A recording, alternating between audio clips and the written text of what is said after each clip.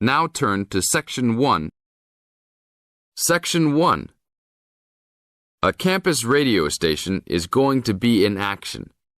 An interviewer is interviewing a man from the university for the survey. You now have some time to read questions 1 to 4.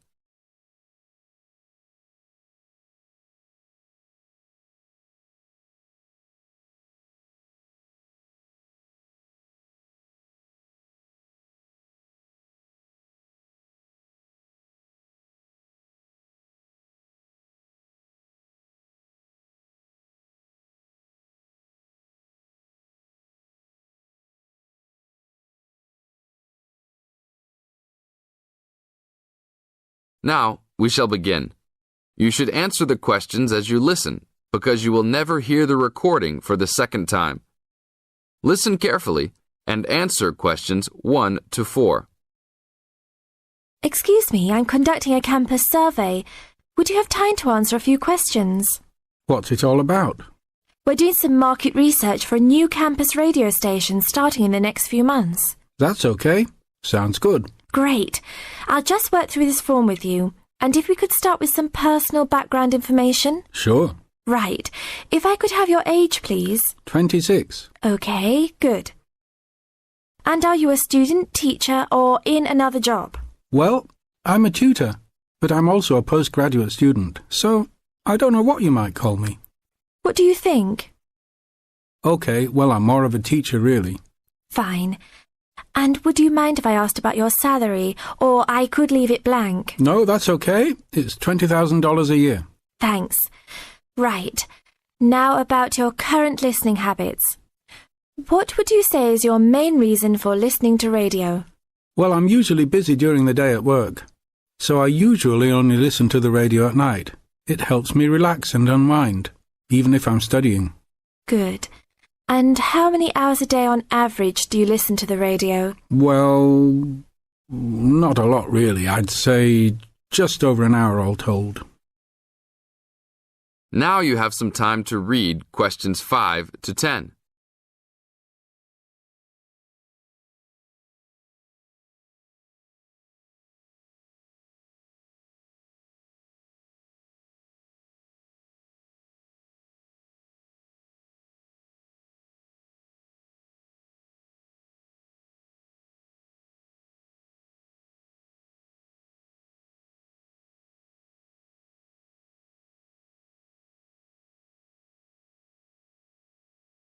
Now listen to the second part of the interview and answer questions 5 to 10. So, what are the 2 main times of the day that you listen to the radio? Well, for a little while around breakfast time, and then it tends to be later, after dinner, when I've finished any serious work I need to do. And what sort of radio programs do you like? I like the news, but I also like classical music. It helps me to relax. Fine. And turning to the new campus station, which type of programs would you prefer? I think the existing radio stations cater for my need for news. So I'd like to see programs about local information, providing a service to the campus community. And in the same vein, perhaps more for academic viewers, some lectures or relevant programs. I see. And if you had to give the new director some specific advice when they set up the station, what would you tell them? I think I'd advise them to be careful about the quality of the broadcasts. The sound system.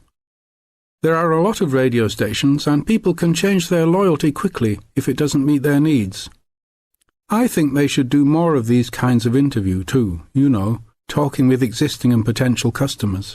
Oh, I'm pleased you think it's useful. Certainly, yeah. Good. Now, this station will not be fully funded by the university. So how often do you think it is tolerable to have adverts? I think, well, out of that list, I'd say every quarter of an hour. Of course, that's providing they don't last for 10 minutes each time. Oh, quite.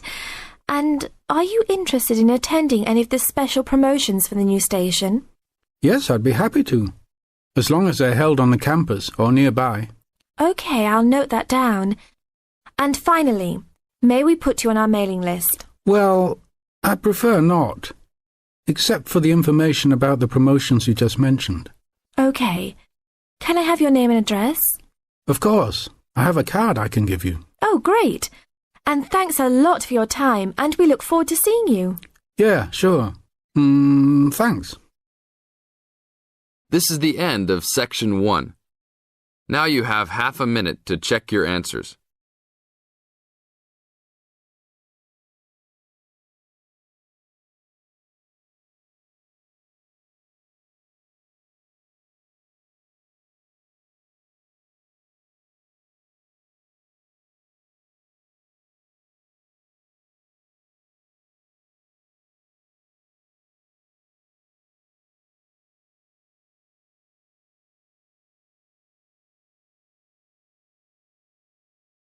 Now turns to Part 2.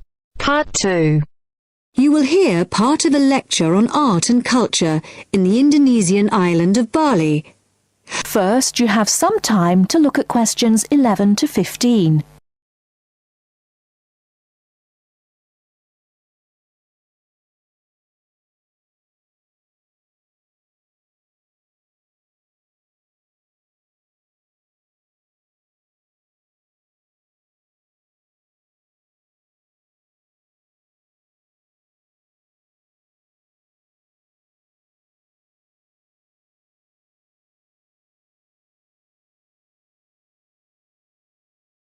Now, listen carefully and answer questions 11 to 15. Last week, we looked at the traditional art of Japan. In this week's lecture, we're going to move south and look at the very special way in which art has developed in the beautiful island of Bali, which is now part of Indonesia. I'll begin by giving you a brief historical overview.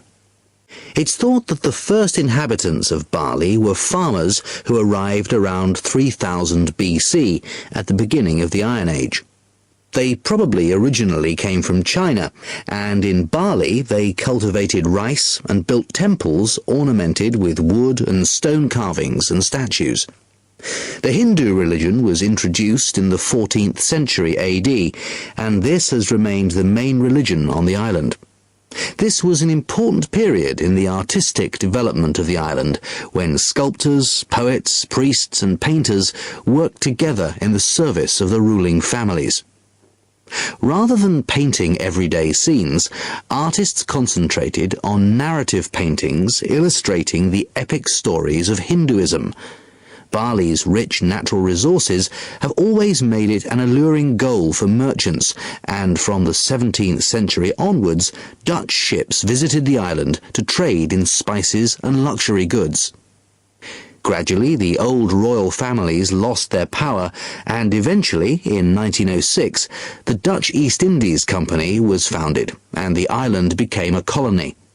In the 20th century, art then took on a very different role, as a tool accessible to everyone in the fight of the Balinese people against colonization, rather than as the property of a minority.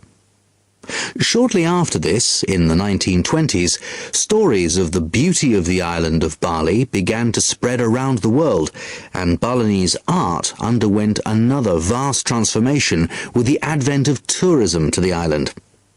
At first, this was only on a small scale, but it had important effects. Expatriate artists from Holland and Germany settled on the island, bringing paper, Chinese ink and other new materials with them. They worked with local artists, encouraging them to experiment with concepts like naturalism, expressionism, light and perspective, as well as to move away from the traditional focus on narrative painting towards something closer to their own experience. When independence came in 1945, this desire for an art to match a new national identity became stronger, and the traditional narrative paintings started to give way to scenes showing the everyday life of the Balinese people, harvests, market scenes and daily tasks, as well as the myths and legends of their history. Before you hear the rest of the talk, you have some time to look at questions 16 to 20.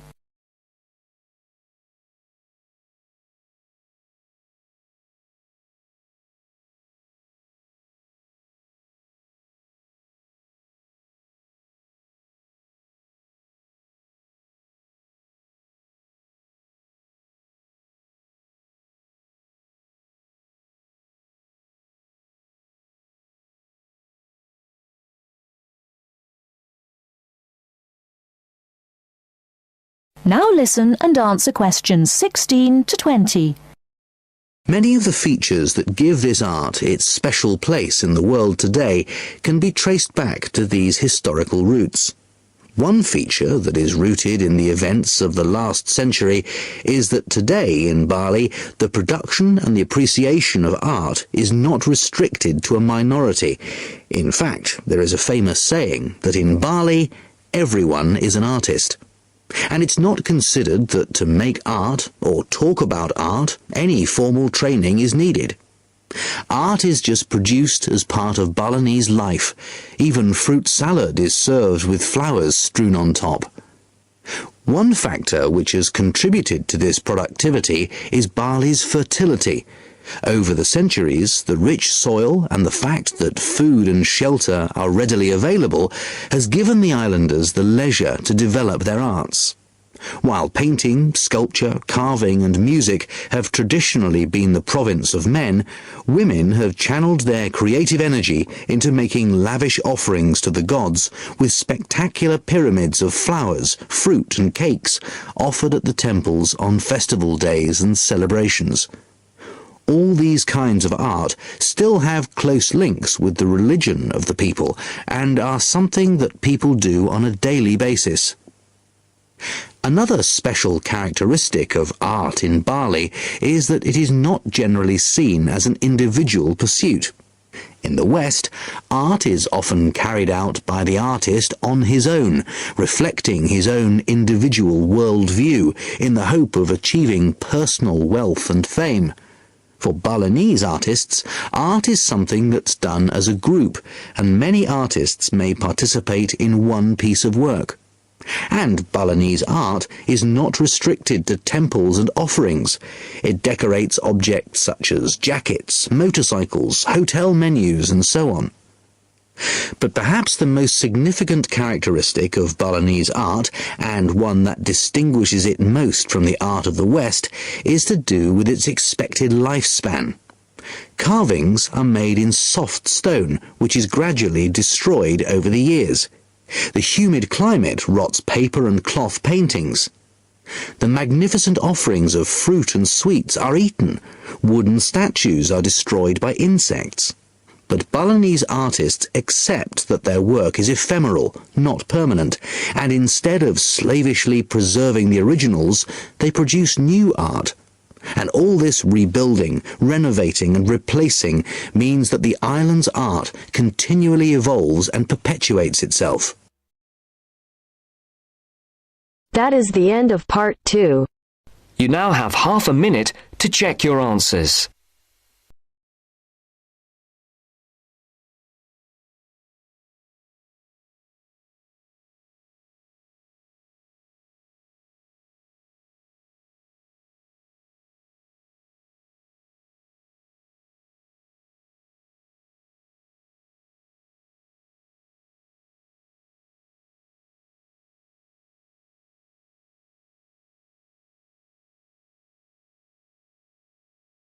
Now turn to section 3. You will hear part of an interview between Dr. Hilsden, a member of staff on a fashion design course, and a student, Julia, who is applying to do the course. First, you have some time to look at questions 21 to 23.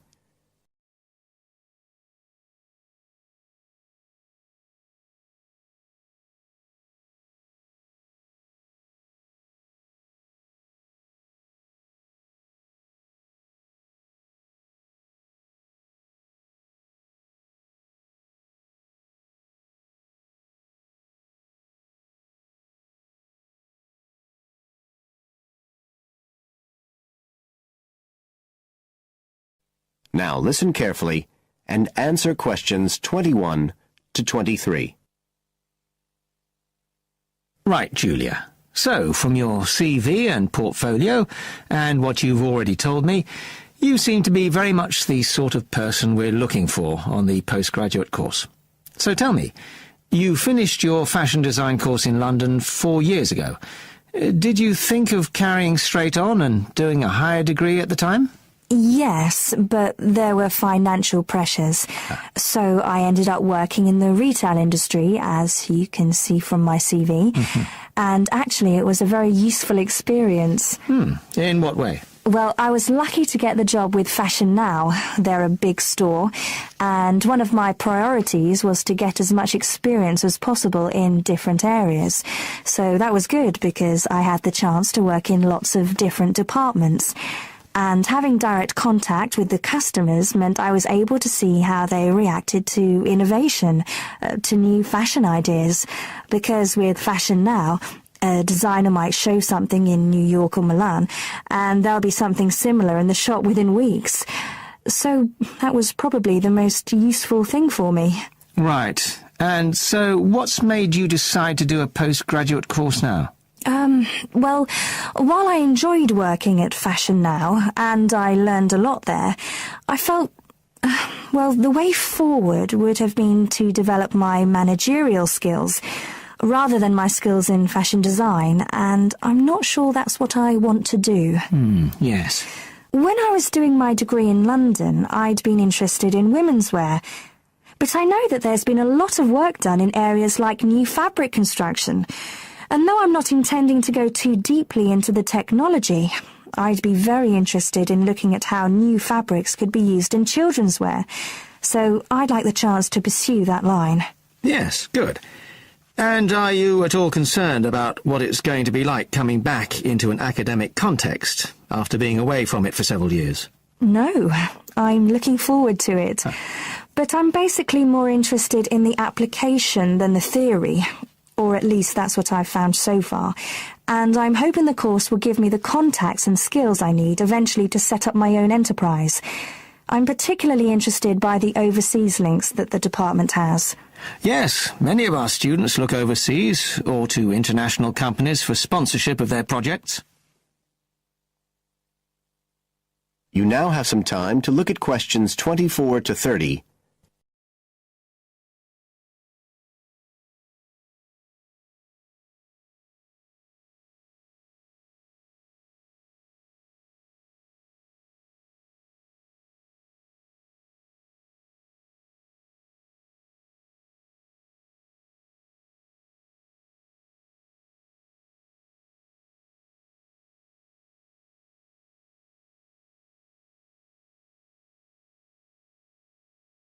Now listen and answer questions 24 to 30.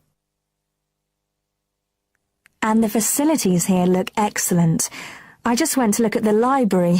It's really impressive. There's so much room compared with the one at my old university. Yes, most students find it's a good place to study. And there are link-ups to other universities, of course, and all the usual electronic sources. The staff run an information skills program, which we recommend all postgraduates do in the first week or two. Design students find these special collections particularly useful. Yes. Then we have a separate computer centre, which has its own academic coordinator, Tim Spender. He's got a background in art design, and the ethos of the centre is that it's a studio for innovation and creativity, rather than a computer laboratory. Oh, right. I liked the study spaces where students can sit and discuss work together. Very useful for joint projects. We always had to do that sort of thing in the cafeteria when I was an undergraduate. And I read in the brochure that there's a separate resource for photography. Yes, it's called Photomedia. It's not just for photography, but things like digital imaging and new media. It's a resource for all our students, not just fashion design. And we encourage students to work there, producing work that crosses disciplinary boundaries. It's well used. In fact, it's doubled in size since it was set up 3 years ago. And we also have an offshoot from that, which is called time-based media.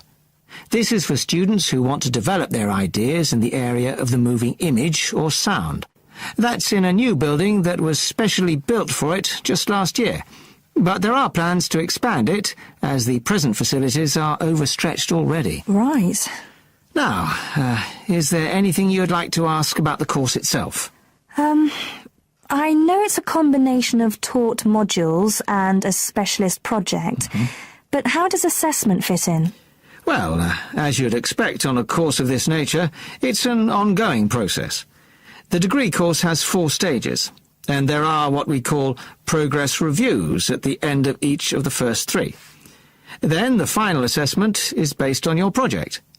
You have to produce a report, which is a critical reflection on your work. And is there some sort of fashion show? There's an exhibition. The projects aren't all focused on clothes as such. Some are more experimental, so that seems more appropriate.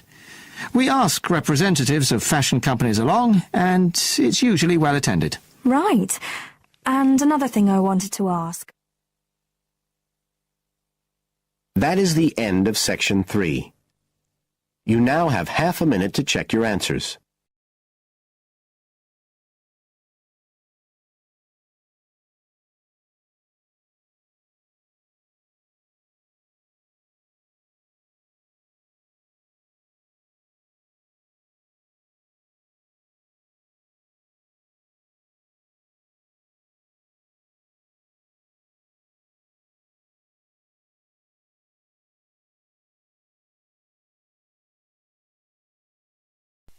Now turns to Part 4. Part 4. Listen to somebody giving a talk about homelessness and check your ideas. First, you have some time to look at questions 31 to 40.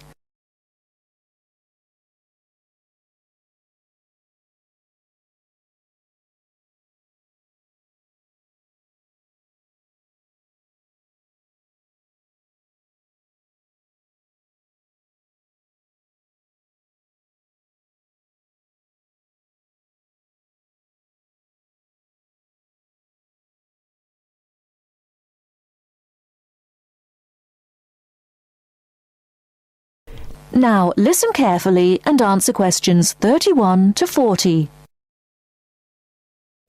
Now, I'll start by explaining what homeless means, and it means a little more than simply sleeping out in the street. The people you see in parks and gardens or bus stops and shop doorways are a small percentage of the people that we class as homeless. People are homeless if they are sleeping on the floor or on the sofa at a friend's house. They are homeless if they are sleeping in a hostel or shelter for homeless people. They are homeless if they are sleeping in a car or any other vehicle. We also class people as homeless if they are separated from family or other people that they would normally live with. People are homeless if they live in conditions that are so bad that their health is affected. And they are homeless if they are in danger of violence or physical abuse. That means, as I said before, that homelessness is a much bigger issue than a few people sleeping in bus stops or shop doorways. This is just what you see. So why do people become homeless? People do not choose to be homeless.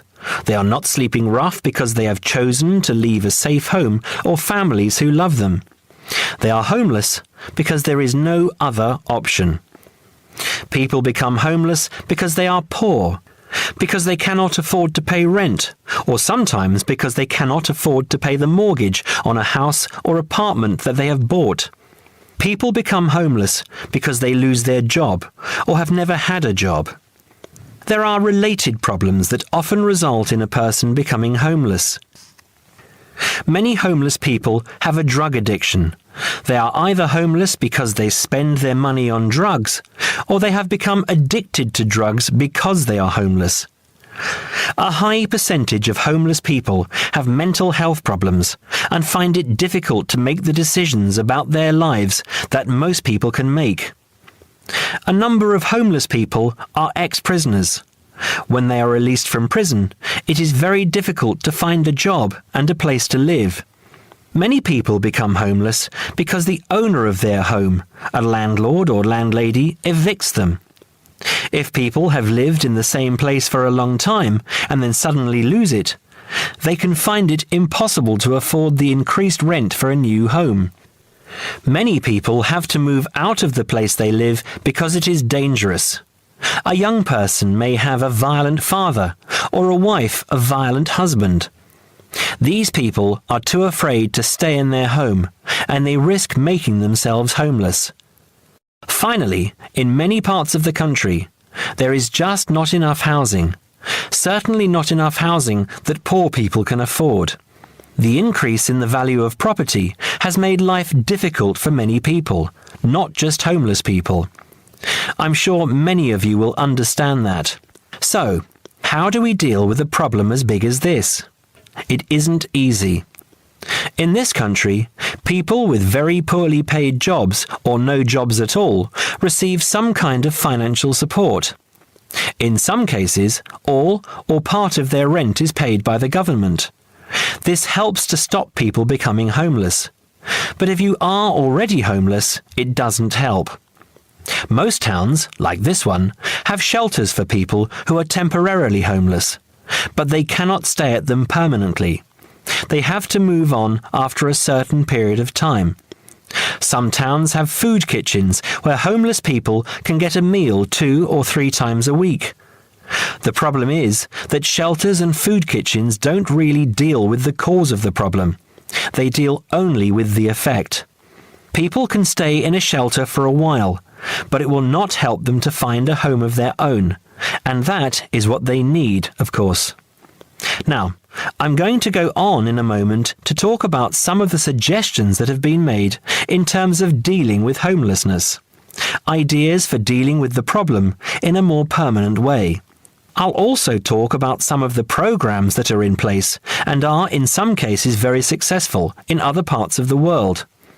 Before that, does anyone have any questions about what I have said so far? That is the end of part 4. You now have half a minute to check your answers.